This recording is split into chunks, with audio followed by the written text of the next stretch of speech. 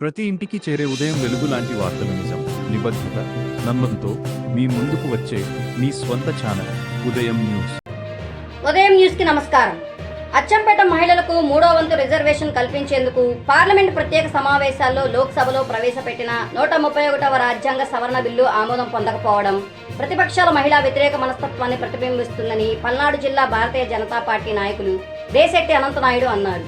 ఇది కేవలం ఒక బిల్లు మాత్రమే కాదు, దేశంలోని మహిళలను గౌరవించి వారికి వారి హక్కులను కల్పించే ఒక అవకాశం అన్నారు. పార్టీ రాజకీయాలకు అతీతంగా ఎదగాలని ప్రధానమంత్రి నరేంద్ర మోడీ విజ్ఞప్తిని తిరస్కరించి ప్రతిపక్షం తన సంకుచిత మనస్తత్వంతో మన మహిళల నమ్మకాన్ని, ఆశలను మహిళా సాధికారత గురించి గొప్పలు చెప్పే ఈ పార్టీలు పార్లమెంటు సాక్షిగా మహిళా హక్కులను కాలరాయటం వారి ద్వంద్వనీతికి నిదర్శనం. కోట్లాది మంది భారతీయ మహిళల కళలను చిదివేస్తూ ఈ చారిత్రకతమైన బిల్లును వ్యతిరేకించడం వారిని క్షమించడానికి నేరం.